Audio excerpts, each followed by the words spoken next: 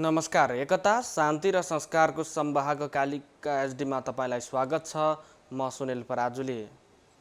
कालिका समाचार सुरु गरौं प्रमुख समाचारका शीर्षकहरूबाट। समाचारको साथमा नेपालको अति लोकप्रिय motorcycle hero super Splendor. LIC Nepal, जीवन रहँदा पनि जीवन पश्चात पनि। शक्तिशाली एक्टिभ बिल्ट-इन वान, अझ बढी फिज, अझ बढी सफाई। लाइफ बोय भाइरस फाइटर, यसले भाइरससँग लड्छ र तपाईलाई सुरक्षा गर्छ। संसारकै number 1 selling germ protection soap brand.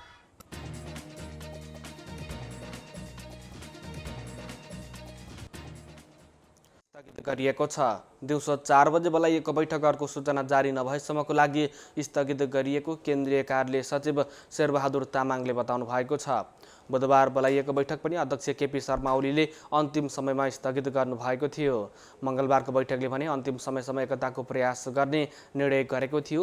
ओलीले पार्टी निर्देशन विपरीत गतिविधिमा संलग्न भएको भन्दै वरिष्ठ नेता माधव नेपाल समूहका सांसदहरूलाई कारबाही प्रक्रिया अगाडि बढाउनु भएको छ। नेता नेपालसहित 11 जनालाई गएको 10 जेठकै बैठकबाट निष्कासनको निर्णय भएको थियो। थप 12 जनालाई स्पष्टीकरण सोधे पनि निर्णयार्थ बैठकमा पेश गरिएको छैन। बरु दोस्रो तहका नेताहरू नेता नेपाल समूहसँग अनौपचारिक वार्तामा छन्। नेकपा एमालेको झलनाथ खनाल र माधव कुमार नेपाल समूहको भेला बिहिबार भर्चुअल माध्यमबाट भएको छ। मध्याह 12 बजेदेखि सुरु भएको भेलामा सुरुमै नेता माधव कुमार नेपालले धारणा राख्नु भएको थियो। उहाँले एमाले भित्रको विवाद र विकसित परिस्थितिका बारेमा सुरु गर्नुभयो। आफ्नो नेता धारणा राख्नुभयो। तपाईहरूका कुरा सुनौँ, विकसित परिस्थितिको मूल्याङ्कन गरौँ भनेर यो छलफल राखिएको हो। सबैको धारणा सुनेर अघि बढ्न सहज हुने ठानेर भेला गर्नु परेको हो। नेता नेपालको भनाइ उद्धृत गर्दै एक केन्द्रीय सदस्यले भन्नुभएको छ, पार्टी एकताको लागि अनौपचारिक ढङ्गले केही साथीहरूले कुरा पनि गरिराख्नु भएको छ, तर खासै उपलब्धि भइसकेको छैन। नेता नेपालपछि अर्का वरिष्ठ नेता झलनाथ खनालले सम्बोधन गर्नुभएको थियो, तर उहाँले ओलीको गतिविधि सच्चिनेतर्फ अझै नदेखिएको धारणा राख्नुभयो। छलफलमा नेता सुरेन्द्र पाण्डे र घनश्याम भुसालले ओली पक्षका नेताहरूसँग भएको अनौपचारिक छलफलबारे ब्रिफिङ गर्नुभएको थियो। पाण्डे र भुसाल दुवैले ओली पक्षले वार्ताको नाममा भुल्याउन मात्रै खोजेको आफूहरूलाई भान भएको बताउनु भएको छ। पार्टी विवाद समाधान गर्न गठित 10 सदस्यीय कार्यदलका नेतामध्ये भीमरावलाई ओलीले कारबाही गरेपछि सुरेन्द्र पाण्डे, घनश्याम भुसाल, गोकर्ण विष्ट र योगेश भट्टराईले ओली पक्षसँग छलफल गर्नुभएको छ। तर संस्थापन पक्षसँगको छलफलको ठोस प्रगति र आकार ग्रहण गर्न नसकेको पाण्डे र भुसालले छलफलमा ब्रिफिङ गर्नुभएको छ। नेकपा एमालेको खनाल नेपाल समूह पक्षधर 17 जनसङ्गठनले सबै संरचना 2075 को जेठ 2 को अवस्थामा नफर्किए पार्टी विसर्जन हुन सक्ने घोषणा गरेका छन्। संयुक्त विज्ञप्ति निकालेर जनवर्गीय सङ्गठनका प्रतिनिधिले अध्यक्ष केपी शर्मा ओली पार्टीलाई पुरानै अवस्थामा फर्काउन सहमत नभएर नयाँ ढङ्गले पुनर्गठन गरेर अघि बढ्ने घोषणा गर्नुभएको हो। आफूहरू अहिले पनि एकताबद्ध एमालेकै पक्षमा रहेको भन्दै उनीहरूले अध्यक्ष ओलीको असंवैधानिक काम गर्दै गएको र ती सबै खारेजयोग्य रहेको दाबी गरेका छन्। प्रधानमन्त्री ओलीको असंवैधानिक, अलोकतान्त्रिक र प्रतिगामी कदमले लामो सङ्घर्ष र बलिदानबाट स्थापित लोकतान्त्रिक व्यवस्था र संविधान गुम्ने खतरा देखिएको समेत उनीहरूले विज्ञप्ति मार्फत बताएका छन्। यस्तै उनीहरूले पार्टी विधान विपरीतका एकपछि अर्को गरिएका स्वेच्छाचारी निर्णयले नेकपा एमाले र कम्युनिस्ट आन्दोलन सङ्कटमा परेको बताएका छन्। संविधान, पार्टी विधान र पार्टी पद्धति विरुद्ध गरिएका सम्पूर्ण निर्णय सच्याएर सुदृढ एकताबद्ध नेकपा एमाले निर्माणको लागि आग्रह गर्दै उनीहरूले माग पूरा नभए नयाँ सिराबाट अघि बढ्ने चेतावनी समेत दिएका छन्। नेपाली काङ्ग्रेसको 14औं महाधिवेशन प्रक्रिया सुरु गर्न वरिष्ठ नेता रामचन्द्र पौडेलसहित उहाँ पक्षका केन्द्रीय सदस्यले माग गरेका छन्।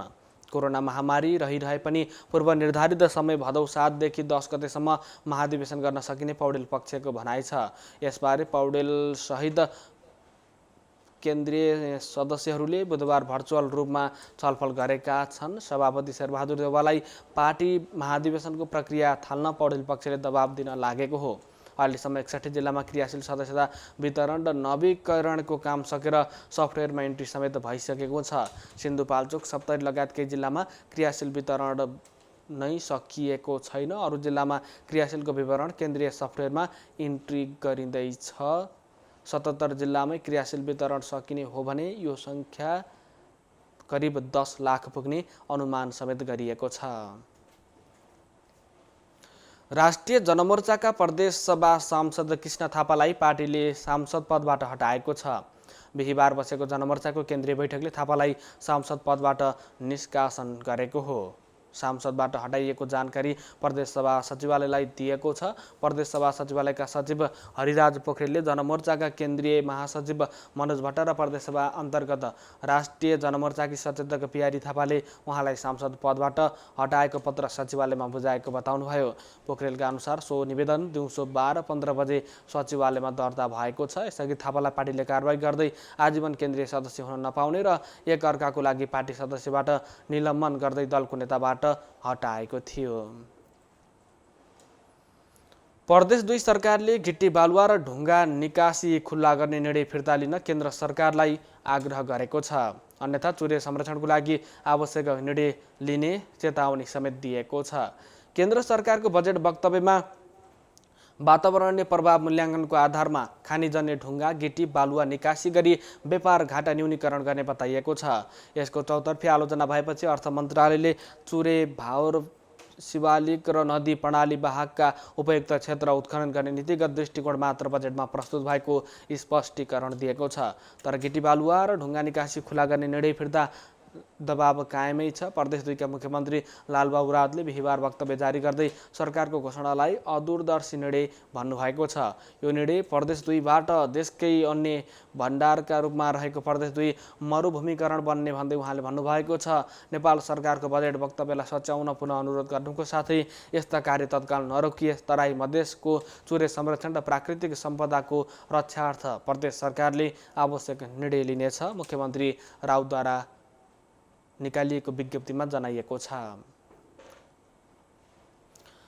गएको 24 घण्टामा नेपालमा 6,825 जनामा कोरोना भाइरसको संक्रमण पुष्टि भएको छ। 18,562 PCR र 3,211 जनाको एन्टिजेन विधि मार्फत परीक्षण गर्दा 6,825 जनामा संक्रमण पाइएको स्वास्थ्य तथा जनसङ्ख्या मन्त्रालयले जनाएको छ।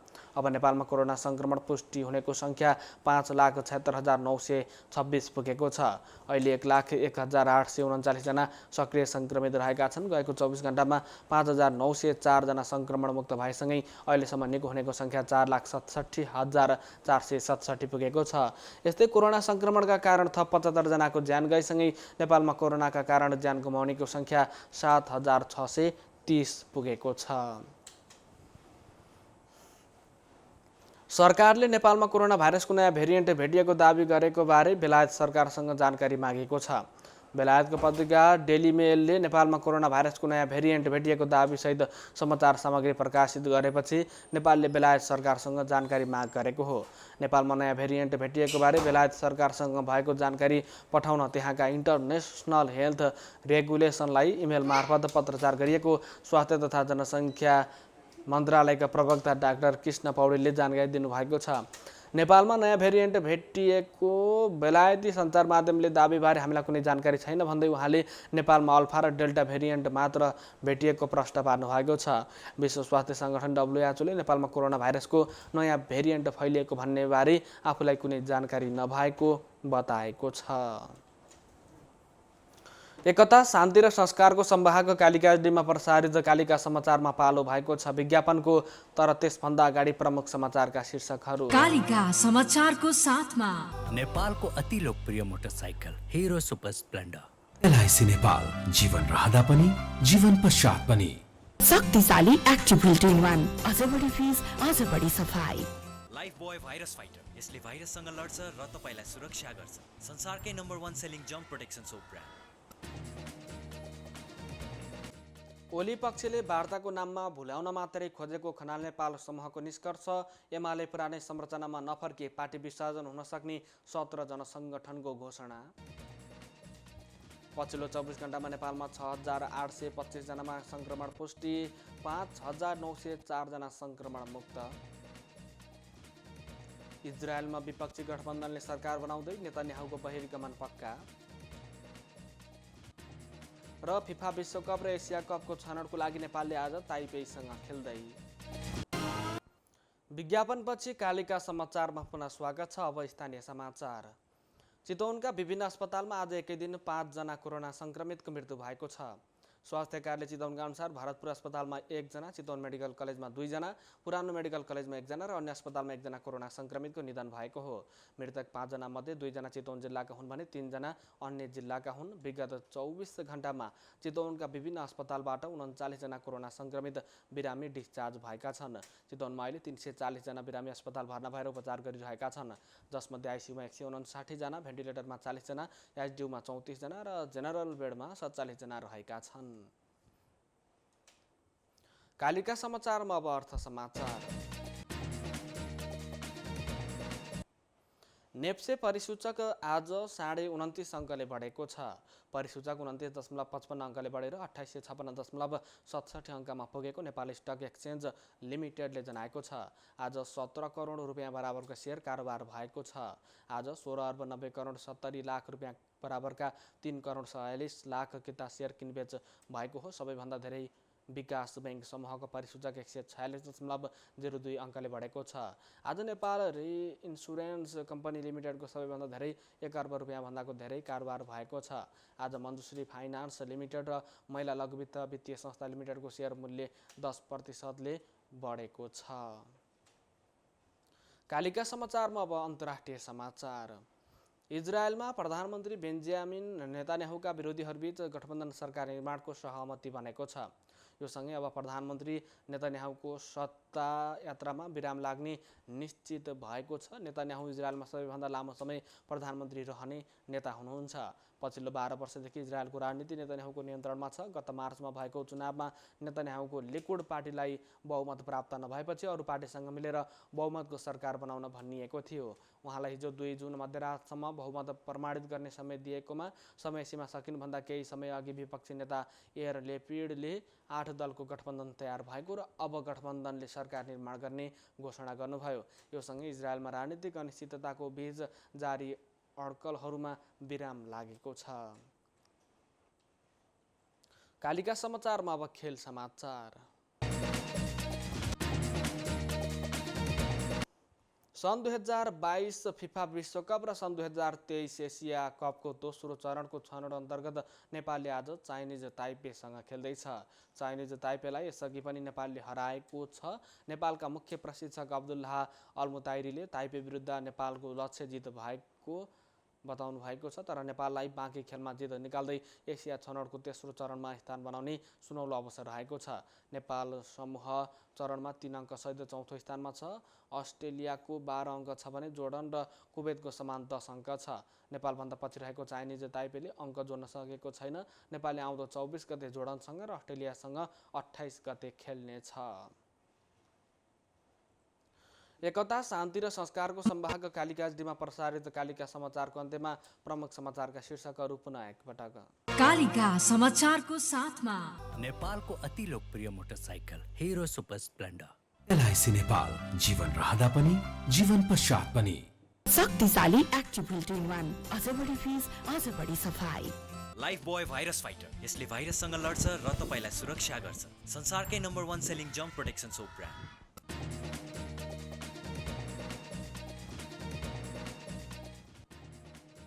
ओली पक्षले वार्ताको नाममा भुल्याउन मात्रै खोजेको खनाल नेपाल समूहको निष्कर्ष। एमाले पुरानै संरचनामा नफर्के पार्टी विसर्जन हुन सक्ने 17 जनसङ्गठनको घोषणा।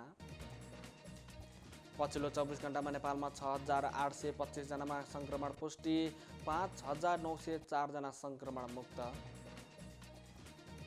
इजरायलमा विपक्षी गठबन्धनले सरकार बनाउँदै नेतान्याहुको बहिर्गमन पक्का। र फिफा विश्वकप र एसिया कपको छनौटको लागि नेपालले आज ताइपेसँग खेल्दै।